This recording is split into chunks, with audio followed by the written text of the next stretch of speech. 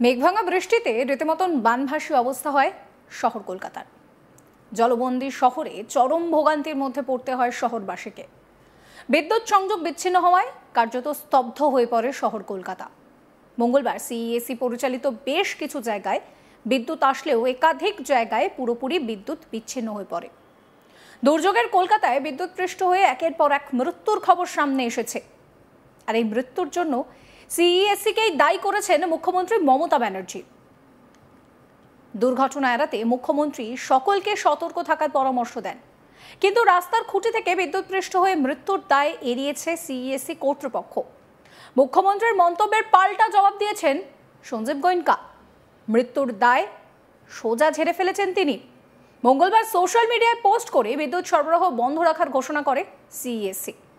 পোস্টে তারা লিখে, সাধারণ মানুষের নিরাপত্তা নিশ্চিত করতে অবিরাম বৃষ্টিপাত এবং অত্যাধিক সতর্কতার কারণের ফলে জমা জলের কারণে বেশ কিছু এলাকায় বিদ্যুৎ সরবরাহ সক্রিয়ভাবে বন্ধ রাখা হয়েছে। সিইএসসির তরফে বলা হয়েছে, সংশ্লিষ্ট কর্তৃপক্ষের কাছ থেকে নিরাপদ স্তরে জল নামা নিশ্চিত করার বার্তা পাওয়ার পর আমরা বিদ্যুৎ সরবরাহ পুনরায় চালু করতে পারবো। দয়া করে মনে রাখবেন, রাস্তার আলোর খুঁটি, ট্রাফিক লাইট সিইএসসির মালিকানাধীন নয় বা পরিচালিতও নয়। আমাদের দল দিন রাত পরিস্থিতি বিবেচনা করছে, পর্যবেক্ষণ করছে, সর্বদা প্রয়োজনীয় কর্তৃপক্ষের সঙ্গে যোগাযোগ রাখছে। আপনাদের অসুবিধার জন্য আমরা দুঃখিত। অনুগ্রহ করে আমাদের সঙ্গে সহযোগিতা করুন। দয়া করে যত্ন নিন, নিরাপদে থাকুন।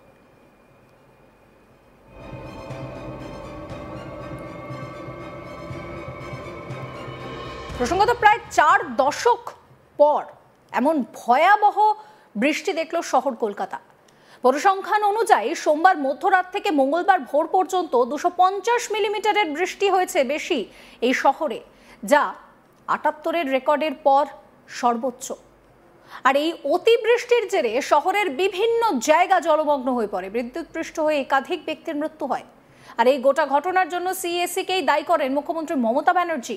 ক্ষোভ উগড়ে তিনি বলেন যে বিদ্যুতের জন্য 8 থেকে 9 জন মারা গিয়েছেন। আমি সঞ্জীব গোয়েঙ্কার সঙ্গেও কথা বলেছি। আমি বলেছি, আপনাদের যেখানে যেখানে তার পড়ে রয়েছে সেটা রাজ্য সরকার দেখে না, এটা প্রাইভেট সেক্টর। এটা বামেদের সময় থেকে ওরা পেয়েছিল। বিদ্যুতের তারগুলো ঠিক করে যত্ন করুন, যারা মারা গিয়েছে তাদের পরিবারের লোকেদের সাহায্য করার এবং তারা যাতে কাজের সুযোগ পায় তার ব্যবস্থা সরকার করবে। সিইএসসি দফতর তাদের দায়িত্ব অস্বীকার করতে পারে না। তাদেরও পরিবারগুলোকে 5 লক্ষ টাকা করে ক্ষতিপূরণ দেওয়া উচিত। প্রায় 9 জনের মৃত্যু হয়েছে। শোনাবো আপনাদের মমতা ব্যানার্জির কথা। বিদ্যুতের কারেন্টে এবং বিদ্যুতের জন্য 8-9 জন মারা গেছে। আমি সকালবেলায় সঞ্জীব গোয়েঙ্কার সাথেও কথা বলেছি এবং তাদেরও বলেছি যে আপনাদের যেখানে যেখানে যা তার পড়ে আছে এটা আমরা দেখি না, এটা রাজ্য সরকারের হাতে নয়, এটা প্রাইভেট সেক্টর। আমাদের সময় নয়, এটা বামফ্রন্ট আমলের সময় থেকে ওরা পেয়েছিল। সেই বিদ্যুতের তারগুলো ঠিকমতো যত্ন করুন। এবং হাওড়ার কিছুটা অঞ্চল তার মধ্যে পড়ে, দক্ষিণ 24 পরগনা, উত্তর 24 পরগনা অনেকটা অঞ্চল পড়ে। যারা মারা গিয়েছে তাদের পরিবারকে সাহায্য করার এবং তারা যাতে কোনো কাজে সুযোগ পায় তার ব্যবস্থা সরকার করবে। কিন্তু বিদ্যুৎ দপ্তরও, বিশেষ করে সিইএসসি দপ্তর, তাদের দায়িত্ব অস্বীকার করতে পারে না। তাদেরও 5 লক্ষ টাকা করে কম্পেনসেশন মিনিমামে ফ্যামিলিগুলোকে দেওয়া উচিত। যদিও মৃত্যুর কোনো বিকল্প হয় না। প্রায় 9 জন মারা গেছে ইলেকট্রিকিউশনের জন্য। কলকাতায় মারা গেছেন 8 জন এবং গ্রাম বাংলায় মারা গেছেন 2 জন। একজন বিষ্ণুপুরে আমতলায়, আর একজন মারা গিয়েছেন শাসনে, উত্তর 24 পরগনায়। সুতরাং তাদের দায়িত্ব তারা পালন করবে, আমাদের দায়িত্ব আমরা পালন করব। আমি এখনও বলছি, মৃত্যুর বিকল্প কখনো কোনো টাকা পয়সা দিয়ে হয় না। আর কলকাতার যে 8 জন বিদ্যুতীকরণ হয়েছে তার মধ্যে একজন মোংলাহাটে, সে শেক্সপিয়ার সরণির একটা সিকিউরিটি গার্ড ছিল। আমরা সমস্তটাই খবর রেখেছি সকাল থেকে। এবং গঙ্গার জলটা যতক্ষণ হাই টাইডটা না কমছে, আবার যদি রাতে হাই টাইড হয় তাহলে একটু সতর্ক থাকতে হবে। তবে হাই টাইডটা আমার মনে হচ্ছে আগামীকাল থেকে সম্ভবত লো টাইড হতে পারে। এখন লো টাইড চলছে, কিন্তু আবার রাত্রের দিকে জলটা বাড়বে। আবার এই জন্য কালীঘাট সংলগ্ন অঞ্চল এবং তারপরে যদি বৃষ্টি হয় তাহলে সেটা আবার কিছুটা প্লাবন হবে। কিন্তু তারপরে লো টাইড যখন হবে, জল ধারণের ক্ষমতাটা বাড়বে, তখন আস্তে আস্তে জলগুলো পাম্প করে বের করে দেওয়া যাবে। আমি মেট্রো রেলকে রিকোয়েস্ট করব, আপনাদের রাজারহাট নিউ টাউন সল্টলেকে যত মেটেরিয়ালস পড়ে আছে আপনারা ড্রেনেজগুলোকে ক্লিয়ার করার চেষ্টা করুন, আর মেটেরিয়ালগুলোকে সরিয়ে রাখার চেষ্টা করুন, যাতে ওই অঞ্চলের নালাগুলো যাতে বন্ধ না হয়ে রাস্তায় জল জমে যায়। Please take care.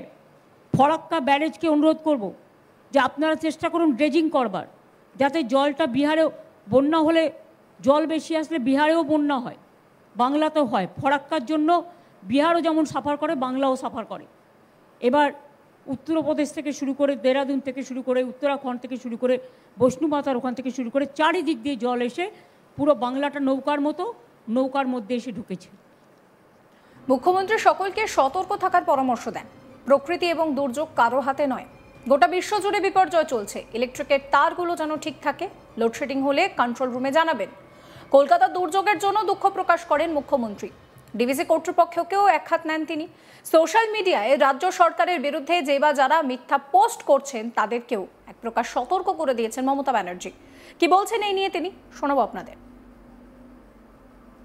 আর এই সময়টা জেনারেলি পুজো হয় না, খুব কম সেপ্টেম্বর মাসে পুজো পড়ে, কিন্তু এটাতে চন্দ্র সূর্য গ্রহ তারা নক্ষত্র দিয়ে যারা পাজি তৈরি করেন তারা দিনক্ষণ তৈরি করেন, আমরা করি না। আর সব কিছু হাতে থাকলেও মনে রাখবেন প্রকৃতি কখনো হাতে থাকে না, দুর্যোগও হাতে থাকে না। প্রকৃতির একটা গ্লোবাল ক্যালামিটিস চলছে, শুধু আজকে ইন্ডিয়াতে নয় সারা পৃথিবীতেও চলছে। সুতরাং সবাই ভালো করে পুজো করুন, কিন্তু সতর্কতা অবলম্বন করে। সতর্কতা মানে ভয় পাওয়া নয়, সতর্কতা মানে যাতে ইলেকট্রিকের তারগুলো ঠিক থাকে। লোডশেডিং হলে কন্ট্রোল রুম আছে, তাড়াতাড়ি আপনারা খবরটা দিন, যাতে তারা সঙ্গে সঙ্গে আমাদের স্টেটের যেটা আছে রাজ্যে, সেটা এখনও কোনো অসুবিধা হয়নি, কিন্তু কখনো কখনো যদি হয়ে যায় আপনারা সেগুলো কন্ট্রোল রুমে জানাবেন। কন্ট্রোল রুমের নাম্বার অলরেডি আমরা সংবাদপত্রকে দিয়ে দিয়েছি এবং আমার ফেসবুক টুইটারেও আপনারা দেখে নেবেন। আমাদের ডিভিসি জলে বারবার বলেছি ড্রেজিং হয় না, সেন্ট্রাল গভর্নমেন্ট, এটা আমাদের প্রকল্প নয়। পাঞ্চেত মাইথন, তাতে সাউথ বেঙ্গল ভাসে, আর বিহার এবং ইউপির যে জলটা, উত্তরাখণ্ডের জলটা, গঙ্গা তো একটাই, গঙ্গা দিয়ে প্রবাহিত হয়ে যেহেতু বাংলাটা নৌকার মতো, সব জলটাই আমাদের গঙ্গা এসে পড়েছে। ফলে এমনিতেই গঙ্গা টুবুই ছিল, তার উপরে যে বর্ষাটা কালকে হয়েছে, ফলে এটা অতিরিক্ত জলটাকে বাড়িয়ে দিয়েছে। এবং মহালয়ার সময় আপনারা জানেন যে খুব হাই টাইড, অর্থাৎ সরাসরি যেগুলো যে বানটাকে বলে খুবই বড় টাইপের বান, সেই বানটা হওয়ার ফলে, সেই বানটা আজ পর্যন্ত আছে, তারপরে আস্তে আস্তে করে নামবে, তখন গঙ্গাটা একটু খালি হবে। সমস্ত খবরের আপডেটের জন্য আপনাদের নজর থাকুক আজ তাক বাংলায়। চ্যানেলটিকে সাবস্ক্রাইব করবেন, নোটিফিকেশন পেতে বেল আইকনে ক্লিক করবেন, ফলো করতে ভুলবেন না আজ তাক বাংলার হোয়াটসঅ্যাপ চ্যানেলও।